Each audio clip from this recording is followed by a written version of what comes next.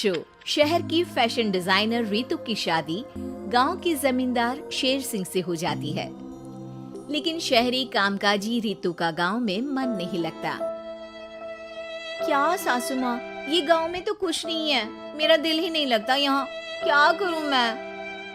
अरे बेटा, जहाँ पति का कारोबार, बीवी तो वही अच्छी लगती है ना। अब हम लोग इतने पैसे वाले हैं कि गांव में मेरे बेटे लायक लड़की ही नहीं मिली। अरे माँ, मैं तो ये बोल रही हूँ कि क्या करूँ जिससे मेरा थोड़ा दिल लगे। अरे बेटा, मैं भी शहर की थी, यहाँ आकर मैंने गांव में स्कूल खोल लिया। बच्चों को पढ़ाती थी तो मन लग जाता था। तू भी कुछ देख ले जिससे गांव की बहू बेटियों का भला हो जाए और तेरे जमींदार ससुर जी का नाम भी हो जाए। रितु क्या करती? फैशन डिजाइनिंग वाले कपड़ों को गांव की औरतों पर कैसे ट्राई करती।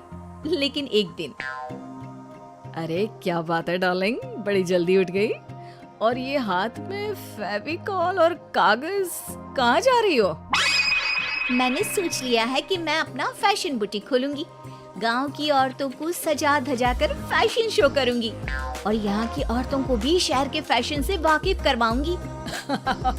फैशन और यहाँ की औरतें, अरे इन लोगों को तो बस चूल्हा चौका आता है।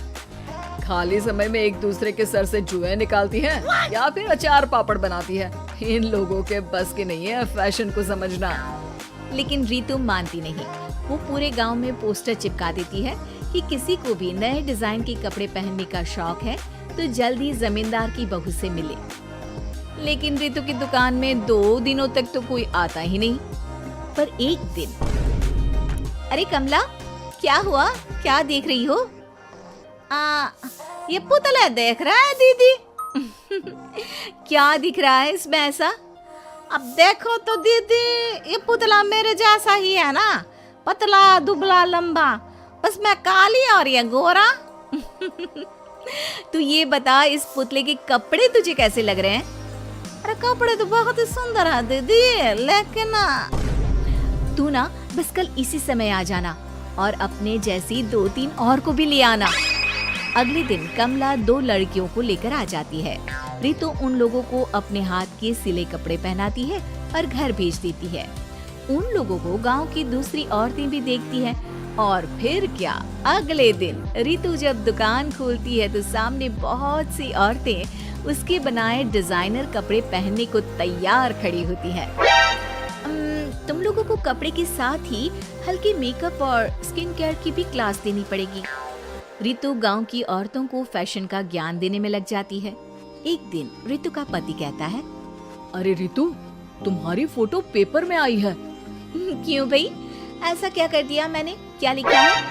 अरे लिखा है गांव में होगा अब फैशन वीक। अरे हाँ, कल ना कोई फोन आया था मीडिया वालों का, तो मैंने भी बोल दिया कि फैशन शो तो अब गांव में होगा। लग रहा है उसी की खबर बना दी है। तभी रितु को एक फोन आता है। हेलो, कौन बोल रहा है? जी मैं खामिया बात कर रही हूँ लुक में फैशन वीक से। हम लोगों ने आपका काम देखा। हम शहर वर्सेस गांव का फैशन थीम में एक फैशन शो आपके गांव में करना चाहते हैं। अरे वाह, ये तो बहुत ही अच्छी बात है। मैं अपनी मॉडल्स के साथ शो में हिस्सा जरूर लूंगी। बस अब क्या था, वो दिन भी आ जाता है जब रितु की गांव की गोरी शहर की छोरी के साथ स्टेज शो में हिस्सा लेती हैं।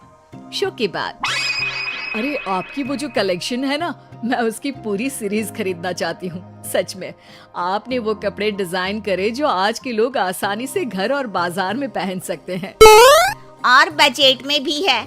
हम भारतीयों के लिए तो ये डिजाइन बेस्ट है जी। वैसे आपने क्या सोचकर ये कपड़े बनाए और आप इसे कितना आगे और लेकर जाना चाहती हैं? औरतें और फैशन एक दूसरे के पर्यायवाची है, तो ये किसने कहा कि गांव की औरतों को डिजाइनर कपड़े पहनने का हक नहीं? मेरा मानना है कि शौक सभी औरतों में होता है। जरूरत है तो बस उसे जगाने की, उनके हिसाब और बजट के कपड़ों की जो मैंने बनाए और सबको पसंद भी आए। अब रितु का गांव हर जगह प्रसिद्ध है, ना सिर्फ रितु के लिए बल्कि वहाँ की औरतों की फैशन के लिए भी।